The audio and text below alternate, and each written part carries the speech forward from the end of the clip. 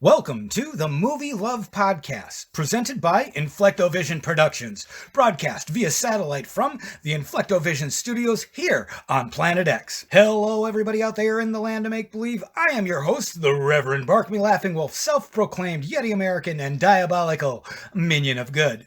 Welcome to the first ever episode of the Movie Love Podcast.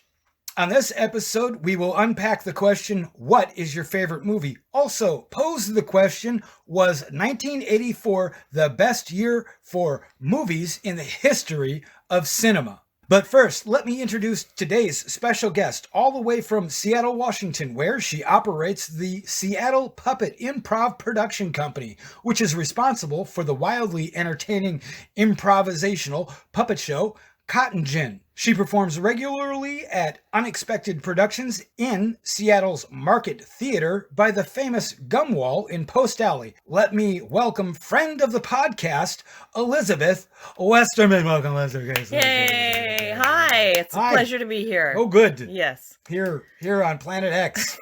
In the near future, in fact, which is where we hold this podcast. Yes. And you do improv at...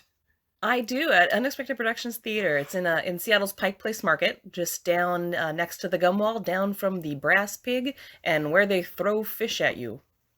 Oh, the fish throwers. The fish throwers. You know? Okay, well, that's enough pleasantries. Okay. Let's get into the show. Okay. So the first topic for discussion is the question, what is your favorite movie? So I figured when I was doing this podcast, that would be the first question I would pose all of the guests, if I ever have any more podcast or guests, would be, what is your favorite movie? Then I posed it to myself, and I get really kind of upset when I'm asked that question because I don't have an absolute answer. So I wanted to unpack the question and see what it really means to other people, where I've kind of figured out what it means to me and how I can break that down. Yeah.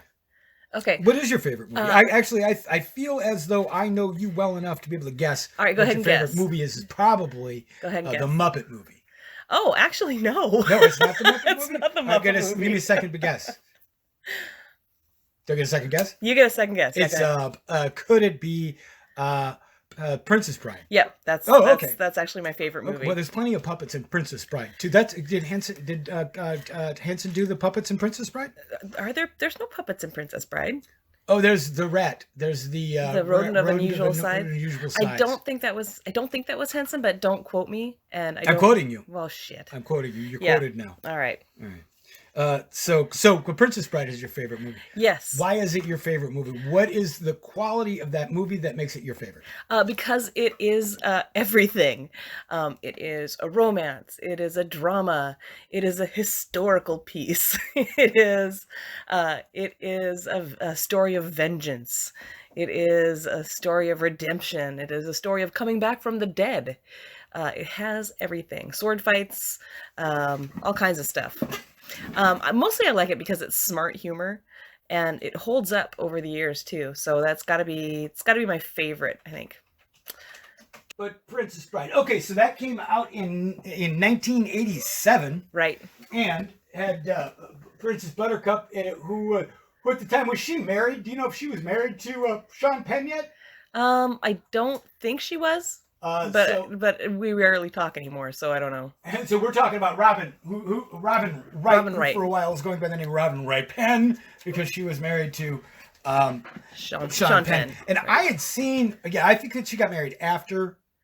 Yeah, I think Sean Penn was married to Madonna at the time. Yeah, that makes more sense because I remember seeing Princess Bride and going, oh, that's Buttercup. And then I saw a movie called State of Grace with Sean Penn and Robert Altman and Buttercup. And Buttercup's in it. And I'm like, oh, there's Buttercup. And then Sean Penn is a love interest. And Sean Penn was like putting pawn Buttercup. And I'm like, keep your hands off Buttercup, you dirty hippie. What the hell? Get your freaking hands off of our Buttercup. That seems to happen a lot, though, where the lead actors of a movie will fall in love. And I mean, it happens a lot. But, then they actually fell in love. Yeah. No, I just didn't want his creepy hands on creepy Spicoli hands. His Spicoli hands on our Buttercup. Put me off. But yeah, then they got married. It's a good movie. That State of Grace it's based on a true story, I but never saw it. it's an amazing. It's not fun. It's not a fun movie, but it's a good movie. It's gritty. It's gritty.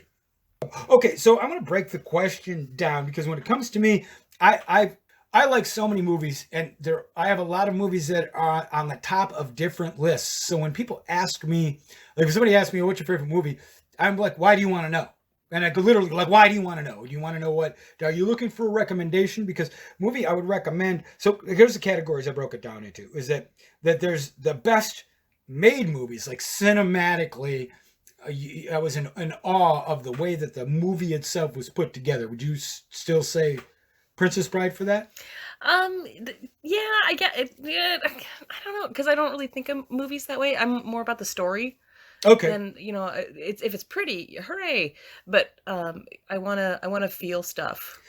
Okay. So you're more about how the movie ends up making you feel in the end Right. than And during the journey. so even if there's problems with the script or there's problems with the special effects or whatever, that doesn't affect you as much as the story. Correct. Yeah. Okay. Yeah. I'm more about being along for the ride.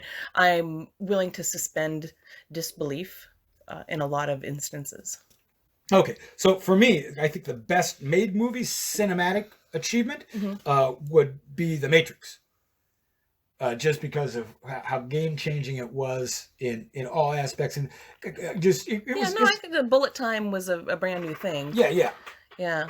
Yeah, I know that a lot of people complain. Oh, they just did this thing that they did in these kung fu movies and this thing that they did in this other movie. But they brought a lot. I think they brought together a whole lot of stuff and then gave us.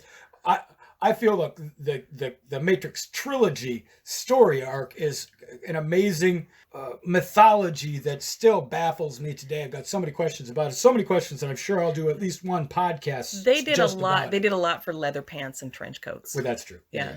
Yeah. So then another category I think of is that movies that impacted me most personally, that changed either the way I think or the way I live my life, or inspired me to do better or be better. Give me an example.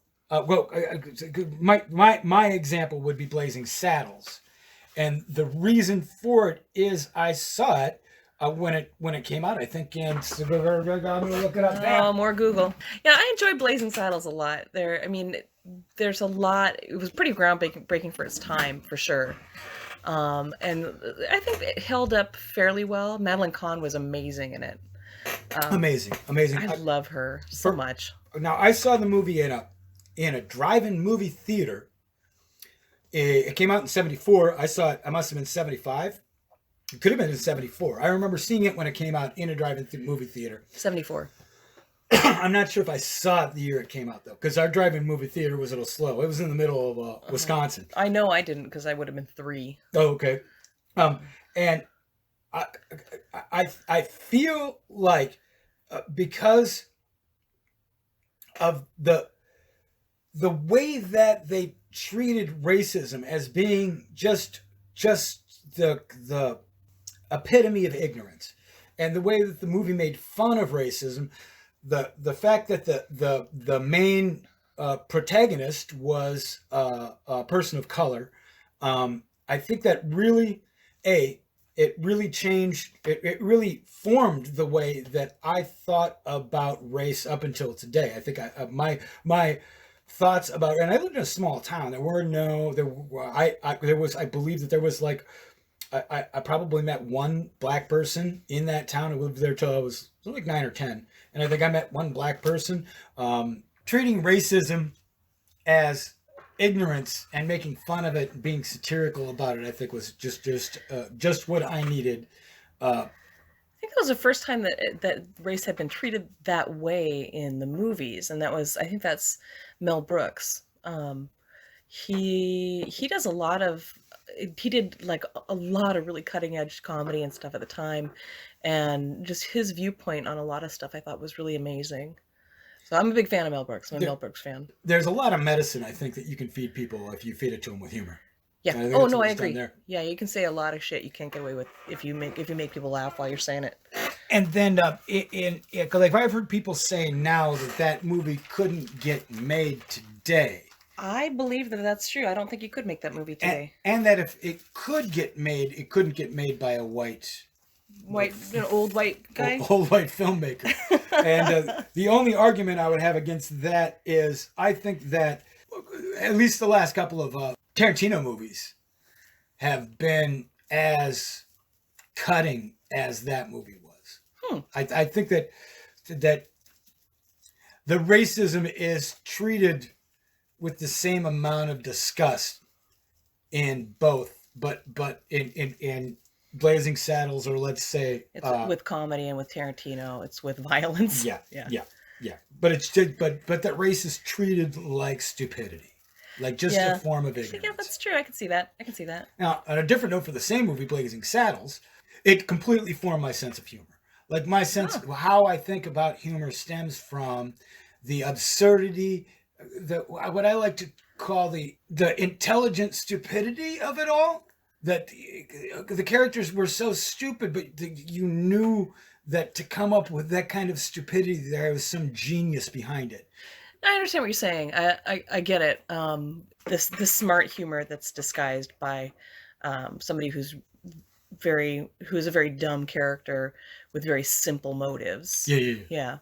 And then the slapstick, and it really did. Like that kind of humor is my taste for humor. I think that Blazing Saddles, and I think I saw Blazing Saddles with a double feature. Could have been with Young Frankenstein. Oh, that's a good double feature. So then now I'm not sure what year Young Frankenstein came out, but I don't know. It's a mushy past. I have a mushy past when it comes to driving movie theaters. Right.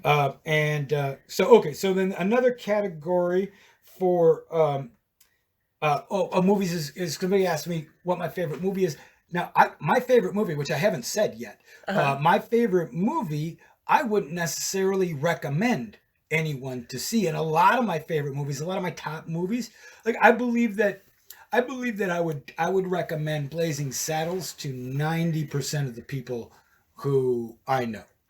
If I run into somebody's 90% chance they haven't seen Blazing Saddles, I can say, honestly, you got to see Blazing Saddles. I hate it when people say to me, oh, you got to see a movie, and I see it, it's completely stupid. And I'm like, why did they think I got to see it? Yeah. But so I try not to recommend movies to people unless I really know them well. But yeah, Blazing Saddles, I think I could. A lot of the movies that are on my top list. What is the movie that you can't recommend to anybody? Your favorite movie that you can't recommend? Well, I'm going to get to my favorite. Well, favorite movies. All right, well, I won't rush you then. Okay. But for instance, Ruben and Ed is a brilliant movie with Crispin Glover and Howard Hessman. Is his name Howard? Look, I got Google it again. Played Dr. Johnny Fever on WCare. Oh, yeah. Who also was a terrible influence on me.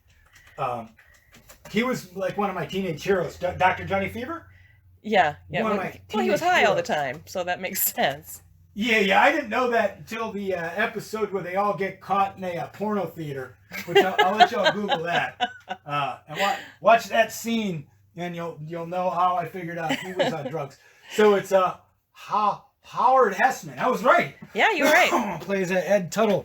I'm an extremely powerful salesman, ever climbing up higher and higher the ladder of success. In any case, that's a great movie, but it is so odd. It's so 80s. It's 80s awesome. It's one of the movies that I could throw into the category of 80s awesome, which, again, another podcast, I'll explain what 80s awesome means. So I have a very solid definition for what makes a movie 80s awesome, but I can't recommend Ruben and Ed. I'm not recommending right now. I'm not recommending anybody go watch Ruben and Ed, but you got to see Ruben and Ed. The one person, there's like 6 people out there who got to see Ruben and Ed. See Ruben and Ed. Well, just watch a trailer on YouTube and you'll know right away if it's your speed. Have you seen Ruben and Ed? I have not. I think I tried to show it to you. The problem is that you can't buy it. It never went on Blu-ray or DVD or any of that. Well, then how the hell do you watch it? The director, I think you can watch it in parts on the YouTube. And since that sounds like fun. And since you can't buy it, I mean, just steal it from the down, however you lime. I don't know. I don't think the LimeWire is a thing anymore, but Oh. I don't know how the kids are stealing movies nowadays. But just steal it. Okay. However, because you can't buy it. But if you find Ruben and Ed online, you go to the director's website. He's selling it on DVD. You can buy it directly from him. He's got a stack in his apartment. He's just selling them. I don't know what more he's done since Ruben and Ed, or if he just couldn't get signed off on the rights of the other people to make the DVD happen. But he's selling it on his website. And yeah, it is 80s awesome. It is one of my favorite movies ever that I can't recommend to anybody. I mean, I know you really will. And I don't even know that you'll like it. Okay, we'll move on. So that's a movie that I wouldn't recommend. Like, and then there's the zeitgeist of it. I'm not going to recommend, if somebody is looking for a movie to watch, like right now, if I were going to recommend a movie to somebody, I'd probably recommend The Big Short, because it's about the housing market. The housing market. Yeah, yeah. Okay, First of all, phenomenal actors. Second of all, the movie's kind of groundbreaking in the way that they put together this. It's not a biopic, but this a true story. The way they injected sort of. I don't think they did a good job marketing it. I remember when it came out, and I remember seeing the previews and going, "Wow, that looks incredibly boring." Oh no, it's amazing. It's so well done. It's completely entertaining from beginning to end, and once you watch the whole thing, you get a complete understanding of what happened during that time period when the housing bubble busts and everybody lost their money. It's like 10 years ago. I think it was like the beginning, like 2010, 2009, 2010, something like that. I think it was a little earlier than 2010. Okay, yeah. Amazing movie, and that's why it falls on my recommendation list, because A, I don't know how many people saw it. B, it's just a good movie, and 3, there's a reason to see it. It's got meaning to it, and anybody who sees it will be more informed about the realities of today. Huh? Yeah, I probably still won't see it. I'll make you see it. We're gonna watch it. This is the next movie we're gonna watch. Okay, best script. That's another. Yeah, this is where we come into like smart dialogue right. and fully developed characters, and this is the shit I like. And this is where the story takes you along on this ride and all the rest of that. So yeah, I think that's almost my only criteria for liking a movie is well, no, the acting has a big to do with it too, but the script and how things are said and how they are relatable and how things move along, I think is incredibly important. Yeah, you know what? I actually put a lot on the story. If I can't believe the story, I'm not going to like the movie. Right, no matter how pretty it is. If they build a world and then break their own rules, I'm not going to like the story. If it's a time travel, I'm into sci-fi. So if it's a time travel movie and the timeline doesn't work out, I'm not going to like the movie. So yeah, I think that the story is important, but. Again, my favorite movie. I guess story is wacky, and I don't know if it's the best story at all. But that's not why I like it. But as for my choice for movie with the best script, how about you? I'm still like overall, I still like Princess Bride because it's very smartly written. There's been a lot of other movies out there that are pretty smartly written too, but I think that one is the first one. It's the first movie that I remember seeing because I saw it at the Varsity. I remember seeing it and walking out of the theater and thinking, God, I wish I hadn't have seen that so that I could see it for the first time again. Princess Bride. Now I remember we have a mutual friend.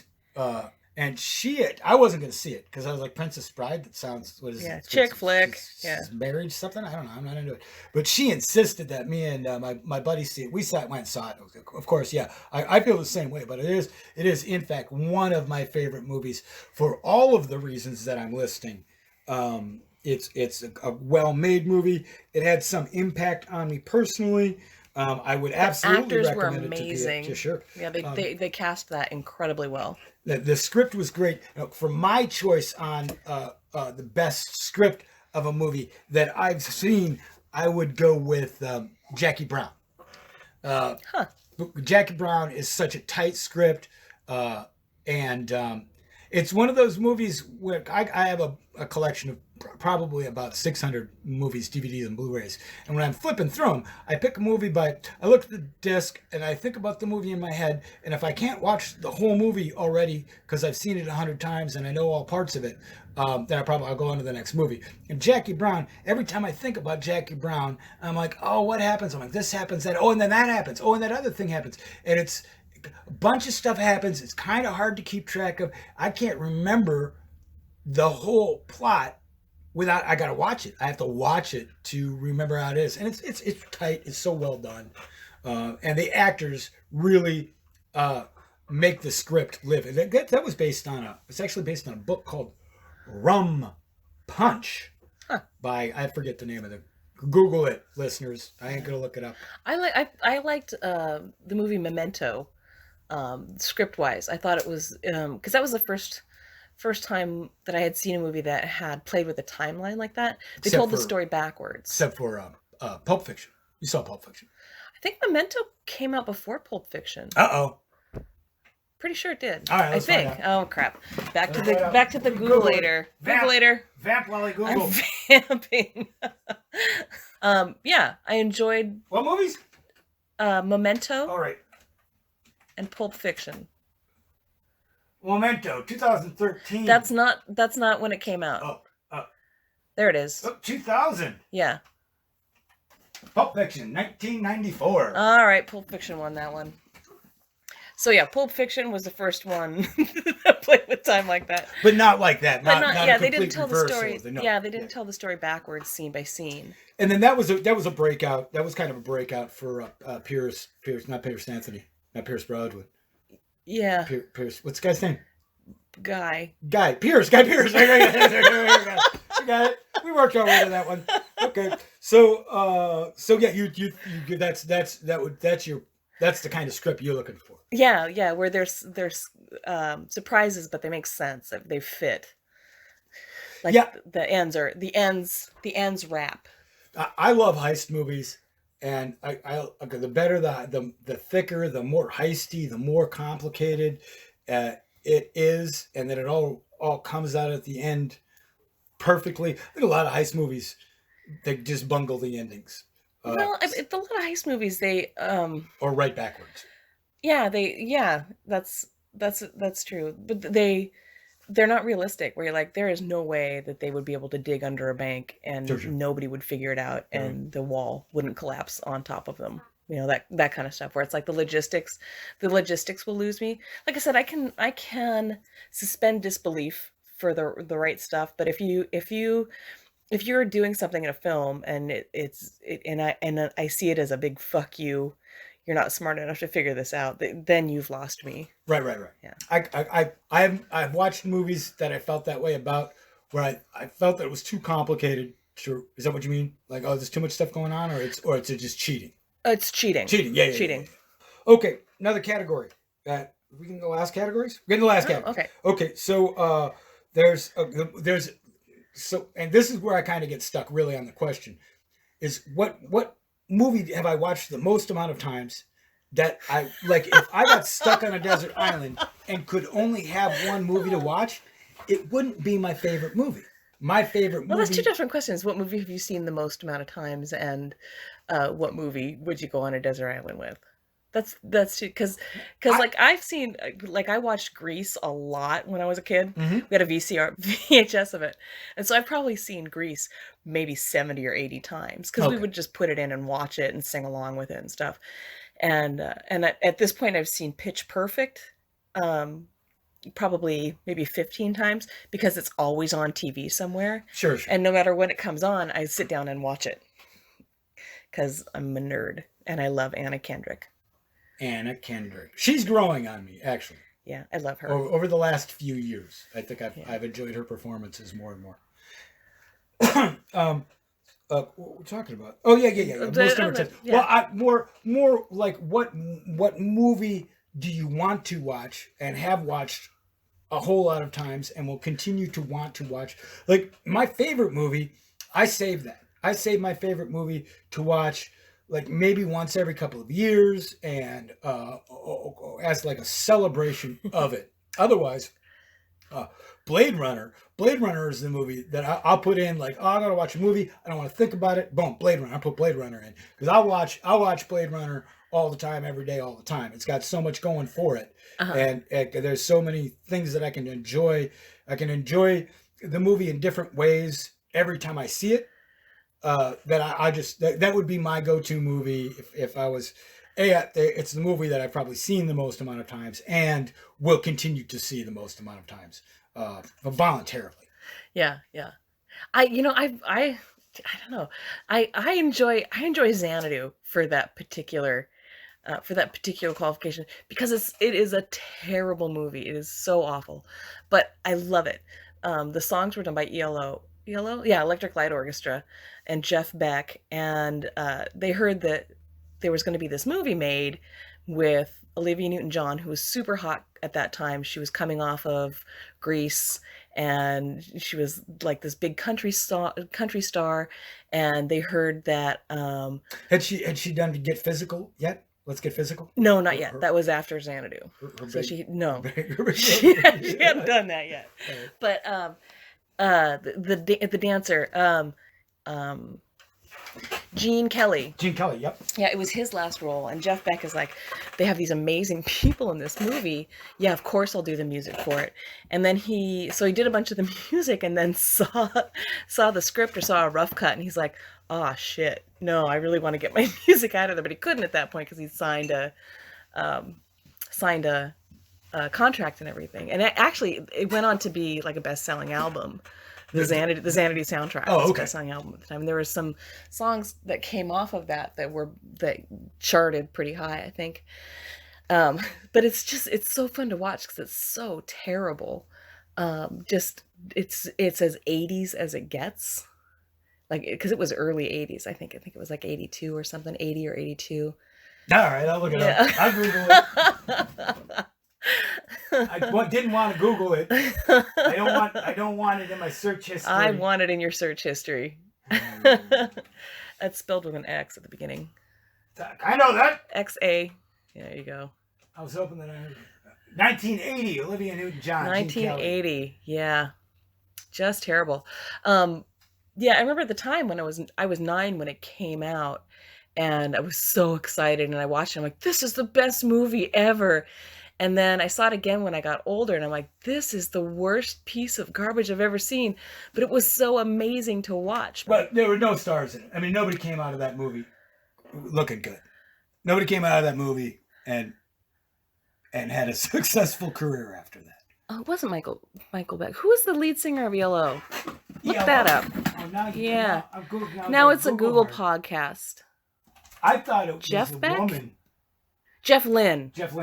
Sorry, Michael Beck was the main male actor. There were women Xanadu. in that band, weren't there? In ELO? Yeah, because I don't think so. Wow, I did not know that. No. Okay. No women. Okay, well, I've never seen Xanadu, and unless I owe you a big favor someday, I never will. You're gonna watch it. Yeah, it's not gonna happen. So now we're on to my favorite movie, and so when somebody asks me, "What's your favorite movie?" This movie pops into mind immediately. Boom, that's the movie I think of, and then I dismiss it because nobody wants to hear that. Nobody wants to hear that movie. I feel like I never know why I'm being asked the question. So I'm like, I know what my favorite movie is, but I don't know if I want them to know that that's my favorite movie. Can I take a stab? Yes. I'm guessing. Is it River's Edge? It's River's Edge. Yes. Really, it is? No, it's not River's Edge. I mean, don't get me wrong. Keanu Reeves, Crispin Glover, and Dennis Hopper. It is a fantastic movie. Again, a movie that I would not recommend to anybody except for certain. It's a great movie. Is it Bubble Boy with Jake Gyllenhaal? It's Bubble, but it's actually Rocket Man with. No, that's not my favorite movie. We got way off track. No, of course, my favorite movie is The Adventures of Buckaroo Banzai across the 8th dimension. Yes. The reason why that movie hits me is because I watched it. I saw it during a time in my life where I was very free and open to things, and it's a wacky movie, and it was I didn't know at the time. I hadn't seen nothing wacky. I hadn't experienced a lot of like far out stuff. Uh-huh. And I loved how wacky it was. I loved the experience of watching the movie, and I was with good friends at the time. I enjoyed the experience of watching the movie in the time I was watching it, uh, uh, with the people I was watching it with. And I guess it's more the nostalgia of the experience of watching the movie that makes it my favorite movie, and that's I think why I save it, because I want to keep Mystery. mystery and distance from it, so that it doesn't become it still keeps that magic to it. Yeah. Okay. That makes sense. And it again, it's not a movie that, like, when you think about it, you don't remember the entire movie. So many wacky things that happened into it. But I don't know. Hey, now again, I don't know if they could make anything like that today.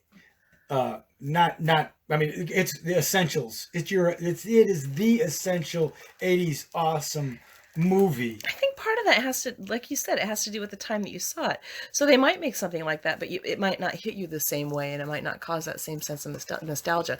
Like if that movie came out today and you saw it, I don't know that it would be your favorite movie. Oh, it'd absolutely be my favorite movie. Ah, Oh, absolutely. okay. Yeah, without a doubt. I measure a lot of things in my life against that movie and against the way that movie made How me do you feel. measure stuff in your life against Buckaroo Banzai? Well, just like other movies and other forms of entertainment and just things that I love. Like I love things, but I don't love things as much as I love Buckaroo Banzai. Like just like nostalgically and like oh yeah that's. See, I think you're looking at it with rose-colored glasses. I mean, I thought it was a good movie, but I didn't think it was life-changing. The movie itself was not, but the experience I had watching it for the first time at 15 years old was. Oh, okay. Well, in that case, probably Rocky Horror Picture Show would be that for me. Well, yeah, exactly. Yeah, Because that's that a was good the example. experience. That's not the movie. That's an experience. Yeah, the first time, but you saw it in the theater with the whole. Yeah, with the cast and all the people throwing things, throwing toast and stuff. I remember the first time I went to see that at the Egyptian Theater, the Neptune Theater in Seattle, which is now a music venue. Yeah. I had never seen it before. I was going in, and one of the ushers started poking me. And I'm like, yo, man, why are you poking me? And somebody else said, oh, he's looking for toast. And I was like, okay, I don't understand anything that's going to happen. As somebody that worked at the Neptune later on in my life, did you poke people? I didn't. I patted them down, but I wasn't looking for toast. I was looking for hot dogs. Hot dogs. Oh, were they throwing hot dogs? Yeah, because the hot dogs would leave a mark on the screen. Oh, okay. A little greasy mark that you could never get off. See, I don't remember them throwing it. There was a lot of toast being thrown. Well, they throw toast. And we didn't really care about the toast that much. It was the hot dogs I because if we didn't find all the hot dogs, they would stink.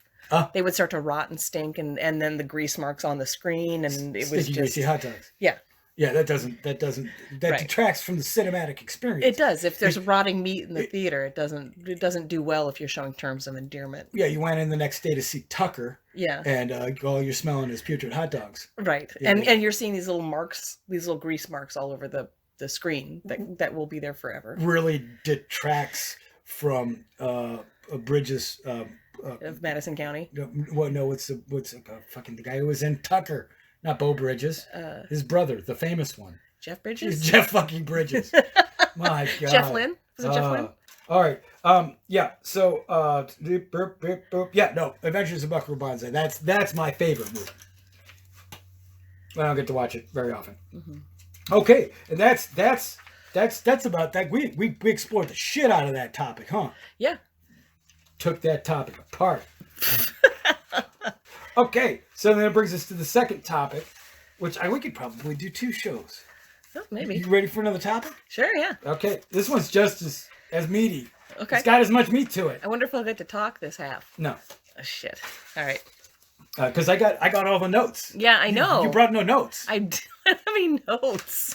I'm going to pose the question and make the argument.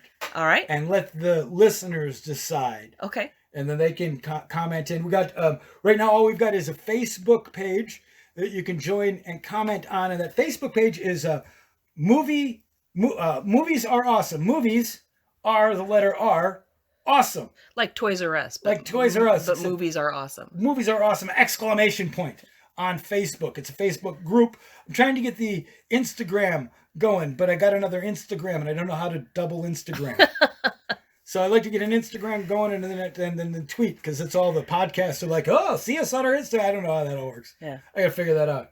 I'm new at this. So yeah, if you have any questions, you can either, you can also, I think this is going to be on the YouTube. So leave comments. Next episode, I will tackle your questions, complaints, and arguments against my question and my assertion. Was 1984 the best year for movies in the history of cinema? Oh, this is short. No. No. No. Well, why don't you think? Because I mean, there were a lot of good things that came out in 1984, but there were a lot of groundbreaking things that happened before and after then that I think that were more important than any of the movies that came out in 1984. Okay. So end of the podcast. We're done, right? That's where we are. Oh, all right. Because I believe that there are so many movies that came out in 1984 that changed cinema as we know it. All right, argue on. Okay, so I'm going to start at the bottom of the list. Okay. I'm not even going to start, just to build some tension. Okay. Okay. There were 42 movies. Oh Jesus. A lot of them were garbage, so I'm not going to start. Okay. Like these are all in order of how IMDb rated them for the year. Oh, okay. So like the movie Blind Date, it's not the Bruce Willis movie Blind Date. It's some other freaky movie, Blind Date. So that don't count. I don't even remember that. That was, nobody saw it. And that's number 39 on a list of 42. You're not off to a strong argument here. 38 though. 38, Breaking 2, Electric Boogaloo. Okay, was it groundbreaking? No, but it's possibly the best title of a film. It is the best title of a film ever filmed. Now, and it's the sequel to Electric Boogaloo. To Breaking. Breaking, yeah. Breaking. Okay. Breaking was the first one, which came out 1984. Same year it came out. Wow. And the whole story behind it is nuts. The story behind the sequel is nuts. And the story behind a Canon production company, the Canon Film Company, is insane. And there's a documentary that I really enjoy about the lifespan of Canon films called Electric Boogaloo, The Wild Untold Story of Canon Films. That came out in 2014. And that I highly recommend to any movie file. Is that a thing? Yeah, I think so. A movie file? Yeah. Somebody who likes to have sex with movies? Yeah, I'm pretty sure. All you movie files out there really love this Electric Boogaloo, The Wild Untold. I still, when a sequel comes out, I will put Electric Boogaloo onto the end of it. Like absolutely. Spider-Man 2, Electric Boogaloo. Okay, so still funny, holds up. The joke holds up. But I'm not using it. This is not an example of one of the best movies ever. I'm just saying that this came out in this year. I'm just adding to the you're building. I get it. Yeah. The oeuvre of the year. Number 35 is Chud. Cannibalistic humanoid underground dwellers. And you know this. And you know this still. I do. But I've never seen the movie. But I remember seeing, oh my God, I'm going to date myself. I remember seeing the VHS in Blockbuster when I was a kid. And I remember my parents would not rent that for us. Why not? Because they said it was garbage.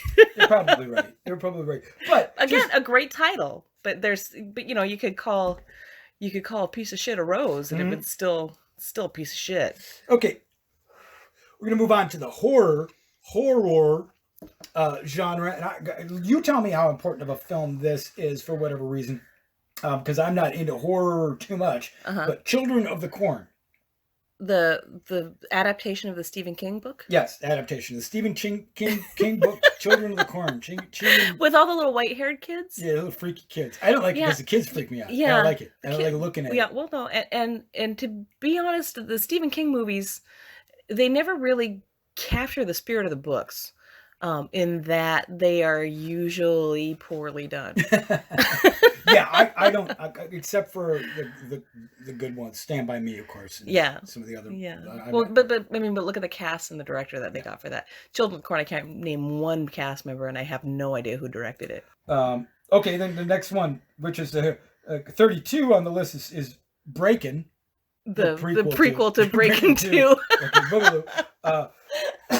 So, and this one I don't count again, but it's on the list. Conan the Destroyer, which is a sequel to Arnold Schwarzenegger's breakout Conan movie, the Barbarian. Conan the Barbarian. But I don't know that I saw the Destroyer.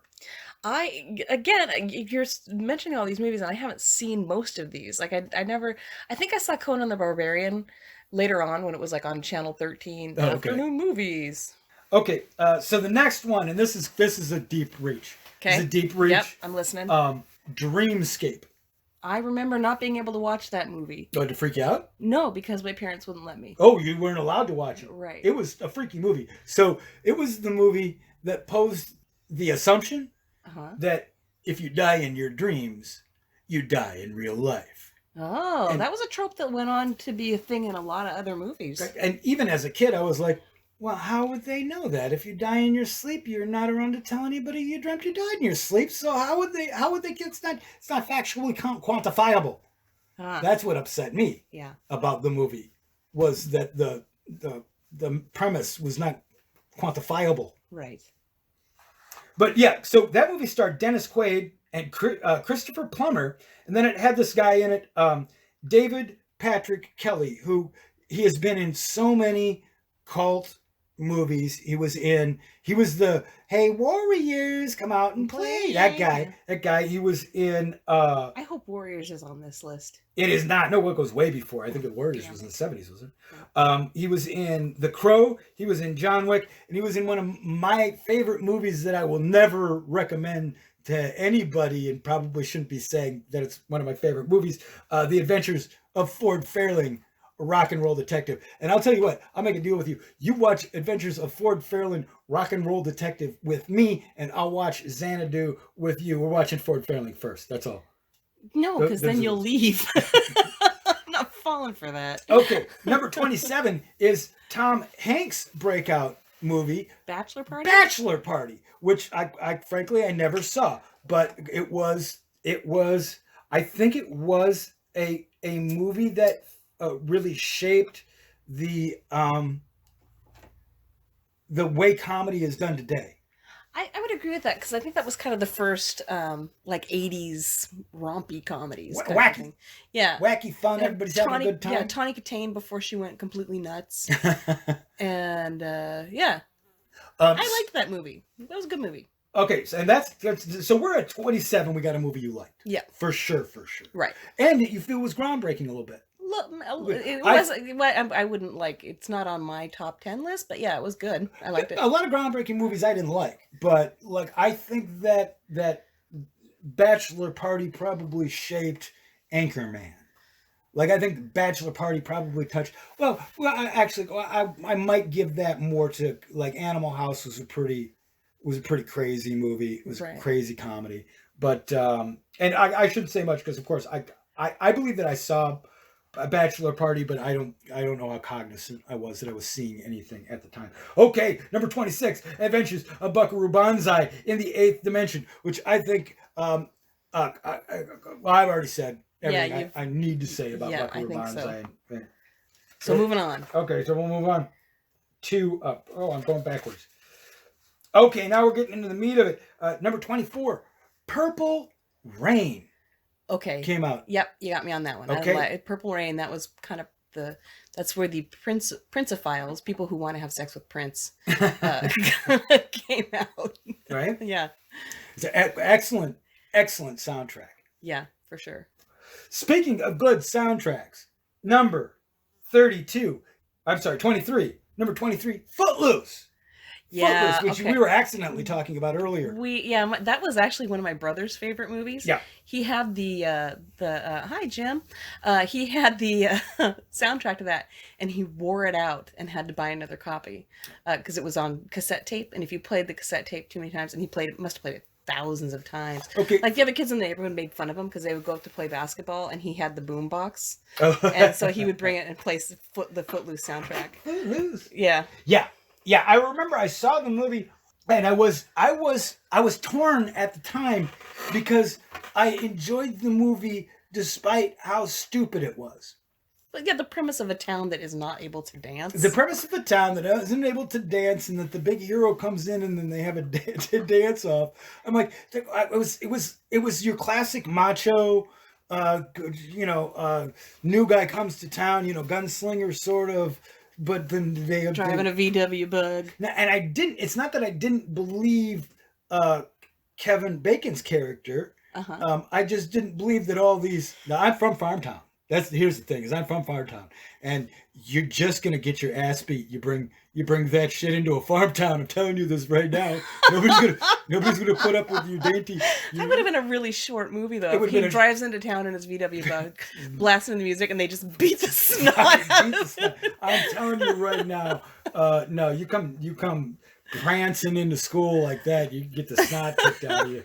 You're in Farmer's Town, but that's just my opinion. Yeah, but you got it. It did have a pretty good dance scene where he angry sad danced in the mill. I couldn't believe how much I love that scene. I love the scene, and while I was watching it, I was thinking how much I hate myself for loving loving the scene. Yeah. I'm like, again, I've been in a barn. I'm like, you don't want to do that shit. You're gonna get hurt hopping around in a barn like this. These dangerous places, right? Because I've hopped around in a bar, I got hurt. Most of the time I was hopping around. That's when playtime was over. It was an abandoned factory because he was on steel beams and stuff dancing. Oh, okay. I thought, okay. All right, well, it was probably some sort of a... well, it was still probably dangerous. Sort. Yeah. Okay. So Footloose. We agree Footloose was a significant movie. If it wasn't a groundbreaking movie. But it was significant. It was significant. All right, I'll agree with you on that one. All right, and we're 21 is Revenge of the Nerds. How do you feel about Revenge of the Nerds? I am conflicted about Revenge of the Nerds. I didn't like it as a movie. I still don't. I wouldn't recommend it to anybody. There's some shit that does not hold up. Dude. The objectification of women and the fact that the nerds end up raping the sorority girl at the end in the moonwalk. I don't remember the movie well enough to remember. He dressed up. He dressed up like Darth Vader, so she thought he was somebody else. Right. And they had sex. Okay. So he tricked her into having sex with him. All right. So it was technically non-consensual. Right. Sure. Yeah. So I mean, you don't have to make it technically. It was non-consensual. It was non-consensual. It was yeah. absolutely non-consensual. And they sold pies with photos at the bottom of the popular girls, like naked. So it was. I think the booth was called "Eat a Pie for Pie." Right. Yeah. Right. And at the time, I mean, movies were stocky and rapey, and that's actually very true. They were very stocky and rapey in the 80s. So, all right, well, we'll move past that. Don't have to agree that was a significant movie. Then we will go to Dune. Hated it. Dune was the first movie. It was the second movie I was stoned when I watched, and the first movie that I realized I could walk out of. I saw the first 15 minutes of it, and I'm like, nope, not for me.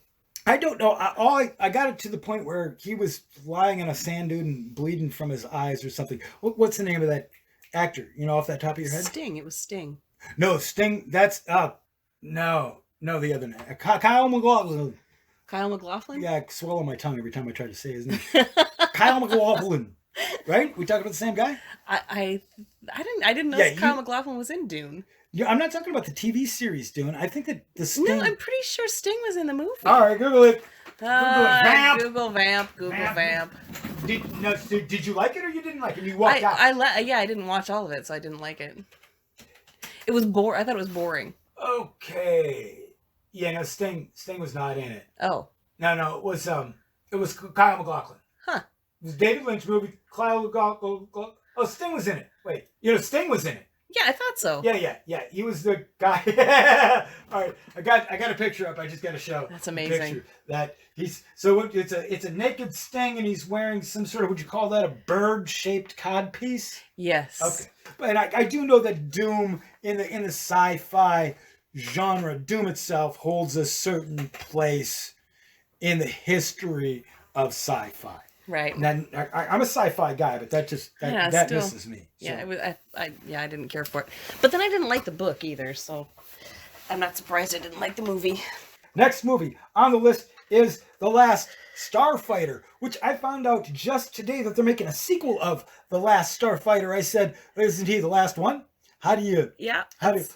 So apparently, him and Maggie go and they build they head up forming the new Starfighter. Oh, okay. Brigade. Well, he's like 50 something now, then, isn't Yeah, he? I don't know if they'll use the same actors. I don't know. Yeah, I don't know if it will be a continuation of that sad older version of him. Yeah, it might be in the novelizations of the movie. This guy, I don't know where the information comes from. I do know that it was. I think it was tweeted by writer Gary Whitta, who wrote Rogue One in the Book of Eli.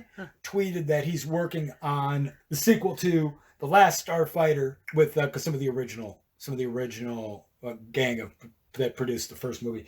And that now, would you say Last Starfighter is a significant movie in the oeuvre of Yeah, I think sci-fi? it was the first movie that was, because was Tron before that or was Tron after that? I think Tron was before. Yeah, but it was one of the very first movies that were about video gaming and that kind of stuff. So yeah, I would say that's fairly significant.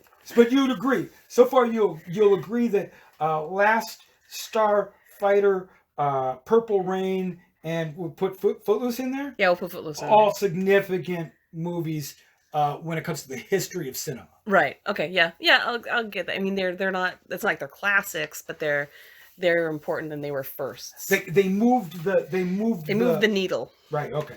All right. So we're still getting there. Okay. Where are we at? Oh, you know what? I skipped Police Academy.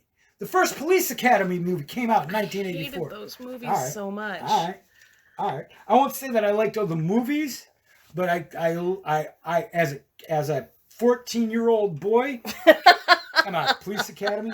I like the guy who made the noises, who's still doing stuff today. I'm not going to Google it. I don't remember his name. You Google it. Mention in the comments what his name was. What's the guy's name? I think it's a Michael something. You know the guy who made the noises? He was my guy. I did a lot. I wanted to be a comedian really bad at that time in my life, and I followed him. I followed his career for quite a while. Really amazing entertainer that guy is, whose name you cannot remember. Shut up. Okay, so Police Academy. Big mark on your life. Repo Man. Okay, yeah. All right, I'll give you that one for sure. That was an amazing movie. Amazing movie. That was an amazing movie. Was it groundbreaking?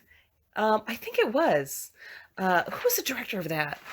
David Lynch? No, I do know that it was Emilio Estevez. Yeah, it was Emilio Estevez, and then it was I can't remember the actors' names, but it did go on to become quite the cult. Harry Dean Stanton. I'm getting it. Harry Dean Stanton. Directed by Alex Cox. Okay, and that is Repo Man is number 15. We're still going. We haven't even gotten into the good stuff yet. All right, we're at 4 now. We're 4. We're 4 that we agree on. Okay, we're just at number 12. We're hitting. We're still at 16 4. We're still camels. 6 and go. I'm rated number 12. Okay. We've still got 12 more movies to go. All right. And we're up to 16 candles. Probably. No, I would everything I would say about 16 candles, I would say more about The Breakfast Club. But yeah. I think 16 Candles was significant for many reasons, and I think that it's the key. I think it's the key. What's the guy's frickin' name? John Hughes. John Hughes. I think it's a key John Hughes movie. Again, it was a little rapey. Was it rapey? Yeah. Yeah, the Jake Ryan, the hero in that movie, handed his girlfriend at the time over to Michael. Oh, right. Michael, what's his face? Yeah, because he was on. Can we just accept that the 80s were kind of rapey? I know, but I'm just saying that a lot of the stuff doesn't hold up. Okay. And though it was like an important John Hughes film, yes, there are themes in it that are problematic. All right, let me. I want to walk that statement back. If we talk about a movie that's particularly rapey, please chime in, because I don't remember the details. A lot of 16 Candles I thought was kind of a girls' movie. It was, but but it was still rapey because here I forget what his girlfriend's name was. I'm sure people that are listening to are shouting it right now, but but she was passed out drunk, Right? And he told Michael, what the hell was his name? All right, I'll look it up. He told him that he could take his fancy car Right. and drive her home and do anything that he wanted to her. And he didn't drive her home. They woke up the next morning in the car, Right. And she asked him if they did anything, and he said yes. And and then she said, I think I liked it. Like, she didn't remember it. Right. So she clearly didn't give consent. Yeah, Anthony Michael Hall. That's the one. And then Ginny, was that her name? Ginny, I think, was the sister. Well, okay, down in the comments, tell us which was the who. Caroline. Caroline was the character's name. Okay. Yeah, no, I did not mean to downplay the rapiness of 80s movies. For those of us who grew up in the 80s and are sentient beings now, we recognize that it was rapey, it was stalky. There was a lot of bad behavior encouraged by cinema throughout the 80s. And the racism. And well into the 90s. Oh, the racism for sure. Not so much in 16 Candles because there were no black people. Oh, there was Long Duck Dong. Yeah, okay, yeah. Now you got me there. And and they played that for all the laughs. Oh yeah, for sure. He was great. That actor, the guy who played Long Duck Dong, was great in Volunteers. Yeah, I remember him. Yeah, he was amazing. He's actually a really good actor.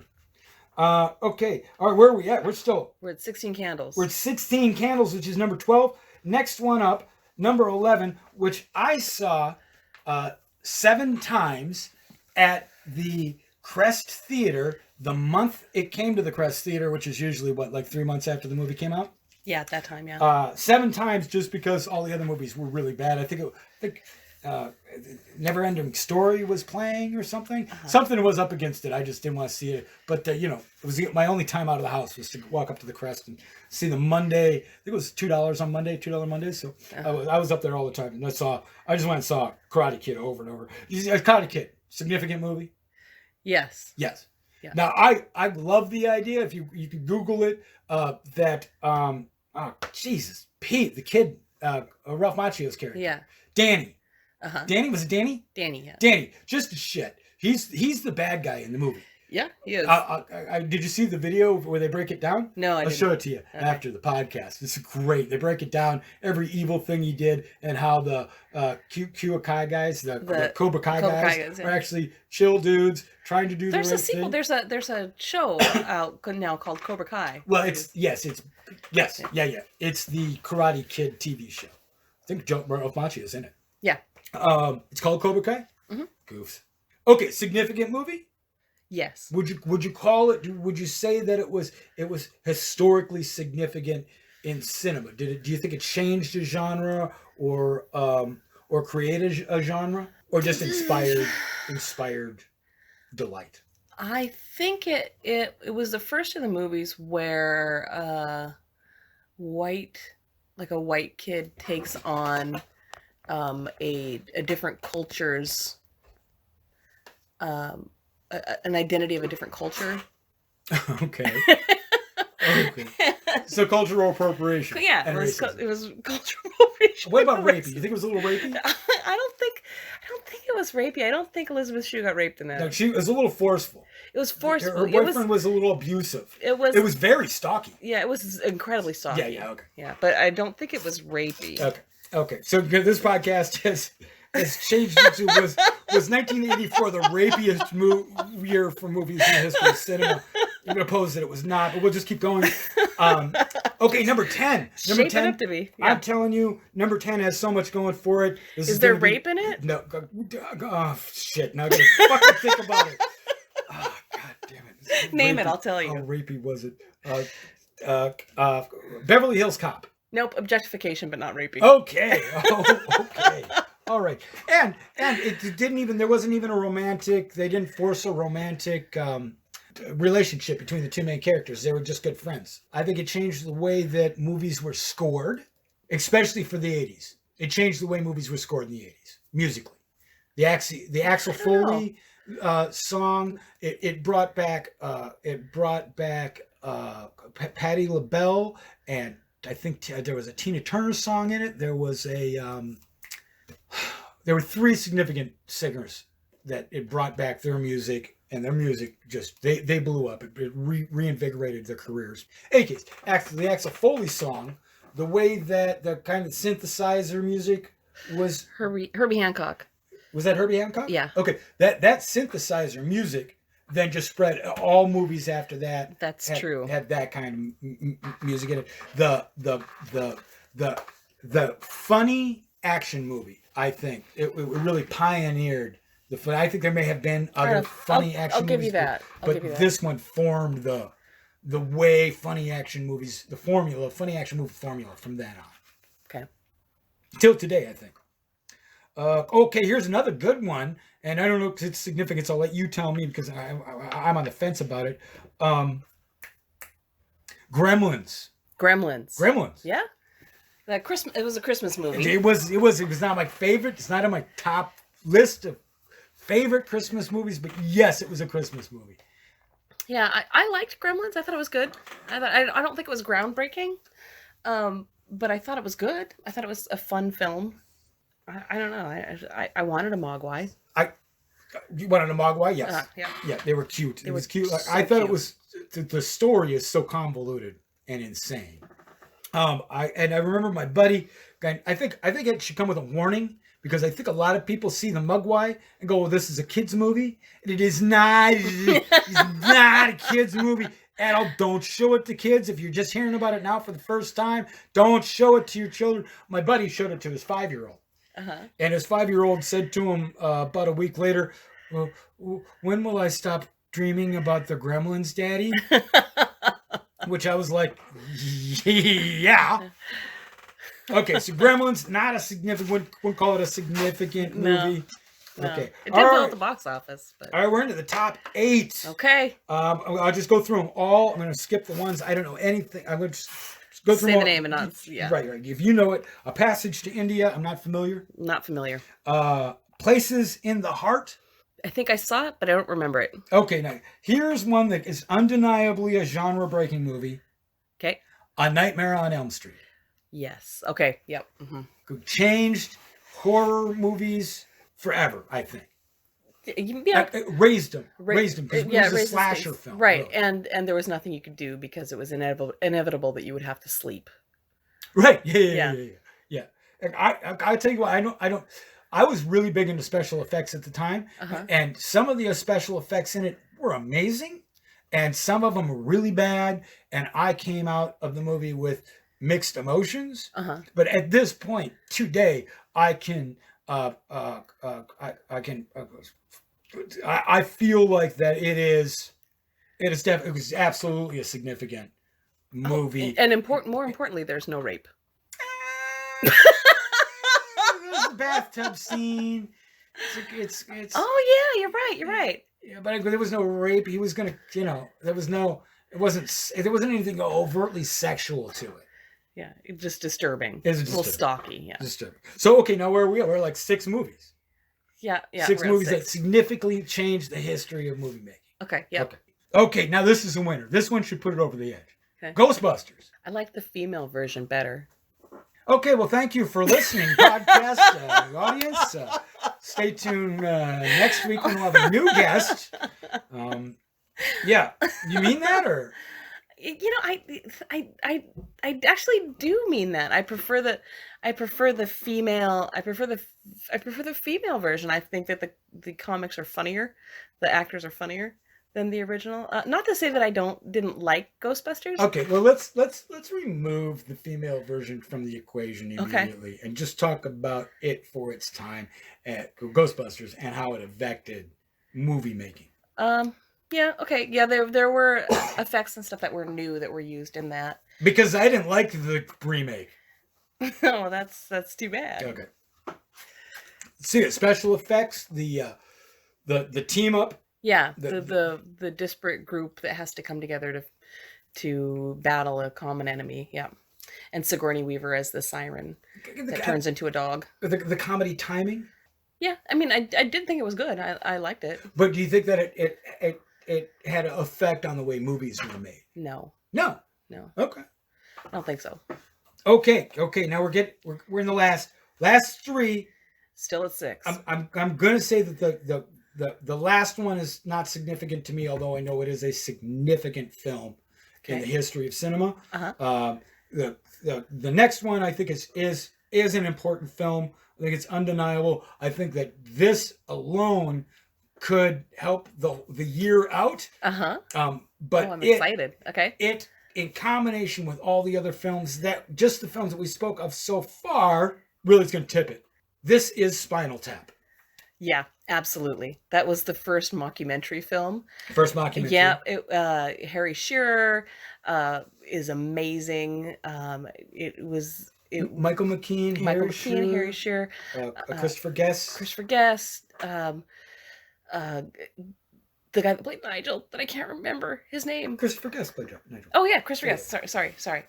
Sir Christopher Guest. Wow. Yeah, married to Jamie. Stop Jamie wasting my time. Oh my God. Boop, boop, yeah, boop. I must have seen I've seen Spinal Tap multiple times too. You know what I need. And still to this day, the joke about it goes to 11. You know. There you go. Yeah, right there. I mean, that's a holiday. 11/11 is a holiday now. It's the St. Nigel Gibbons Memorial holiday. Yeah.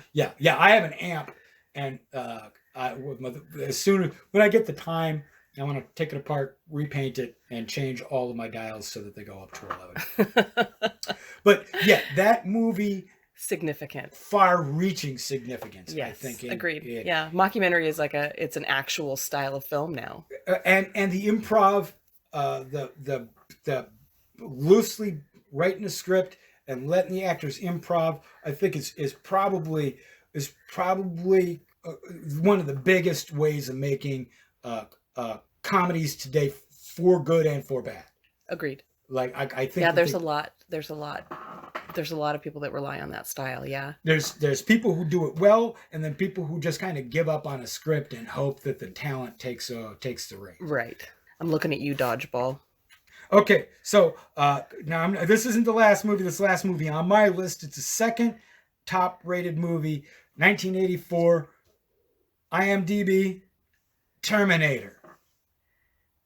Yeah. Okay, that one's pretty significant too. That became the apocalyptic time travel movie. Right? Yeah. I think it changed action movies. I think it changed sci-fi. I think it made Schwarzenegger, who is probably one of the most significant actors today. Huh. If I go through a list of just great movies, he keeps popping up. Yeah, I disagree. Regardless of, well, I don't know if you're as into sci-fi as I'm into. Yeah, I don't think I am. Because Okay, so we'll have another podcast just about. Where we argue about Schwarzenegger. Where we argue about the Schwarzenegger movies. But this particular movie, Terminator. Yeah, the time travel and it wasn't rapey at all. The apocalyptic time travel. Apocalypse, time travel, special effects, formula. I think it's a for formula. It's a formula that's been redone now 6 times. With this. And every time a new Terminator comes out and the timeline's all screwed up and I'm watching the previews for it and I'm going like that. I'm not sure I always like the actors and I'm not sure I always like the idea of the story, but I always want to see it. Yeah. I want to see the new one. Money. Yeah. Yeah, I want to see the new one, which I forget. I don't know what even the name of the subtitle of this one is. Yeah. But Sarah Connor's back. Yeah. What the hell? Okay, fine. Yeah, I'm in for that for sure. I like Linda Hamilton. Okay, and the last movie on the list is Amadeus. I really liked Amadeus. That was the first time that I saw a movie that I thought was going to be a boring piece of garbage. Okay. And just really liked it. It was a period movie, and I can't remember the name of the guy that was in it, but he's been in a lot of stuff, and it's always interesting movies that he chooses. And just the story that they told and the way that they told it, I think was amazing. I thought it was really good, really well done. I'm Googling. I know you're Googling. I have dyslexia, so it's not. How about Mozart? Okay, here we go. I'm working backwards from Mozart. Amadu, go fuck yourself. Okay. All right. Amadeus. Why I'm looking it up is I just want to get into the... The name of the actor? Oh, right. Yeah, no, there was something you wanted to know. Not F. Murray Abraham, who's incredible. Talk about Tom Hulce, Hulce, who actually dropped out of making movies for a while. Yeah. Yeah, but everything that he's been in has been at least interesting and watchable. Oh, he was in Stranger Than Fiction, probably my favorite romance movie. Yeah, and this thing won all the Oscars, right? Yeah, it did. Oscars, isn't it? I think it is. It's up for more Oscars this year. Yeah, it won a lot of awards, and I think it was different. I think it was deserved too. Yeah, it won 8 Oscars. It won 33 other significant awards, and then had countless nominations. Yeah. So what did we end up at, 7? I think that brings it to 8. 8 with Spinal Tap. Oh, yep, 8. And it's not just 8 movies that are significant, but 8 of some of the most significant genre-changing movies. And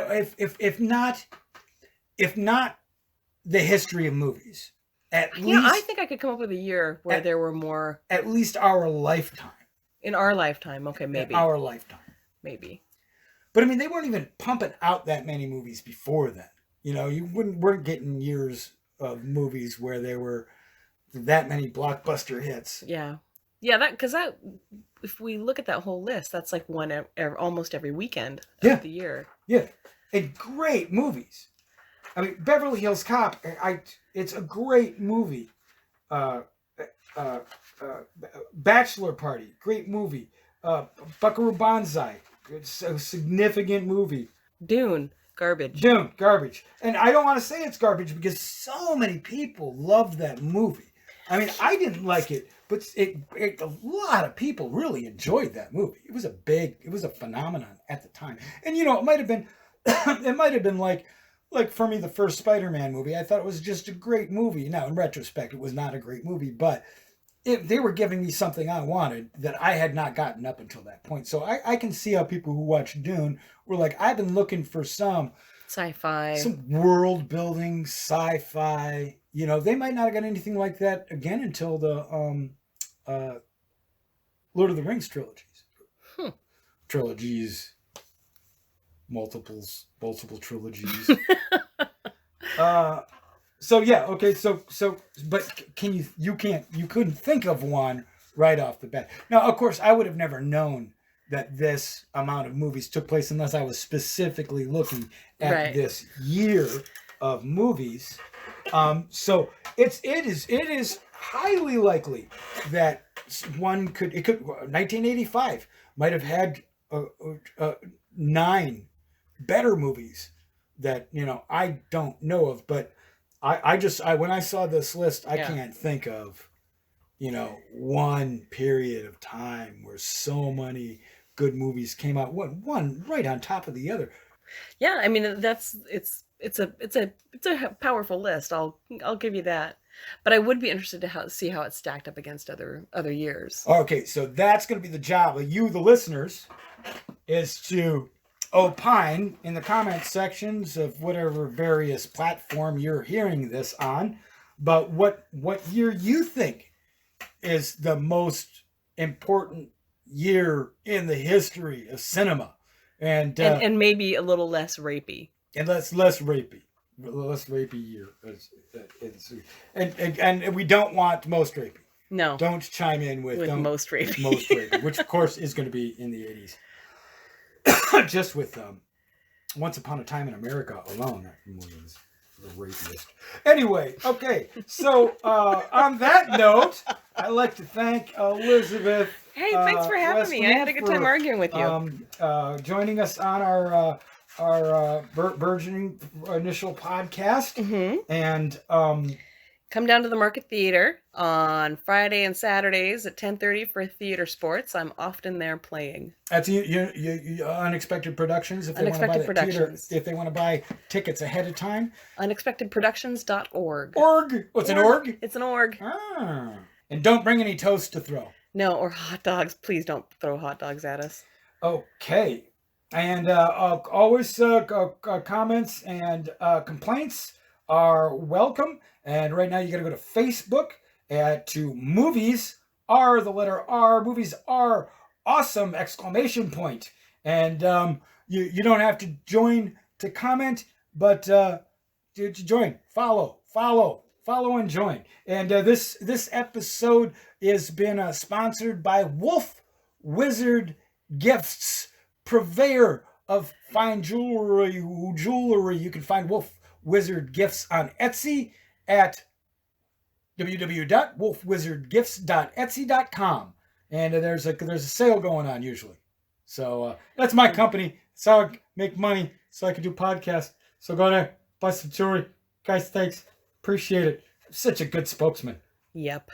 Okay, gonna thank you. And that's it. Next episode is still in the imaginary stages. So until next time, always remember, movie love is legal in all 50 states.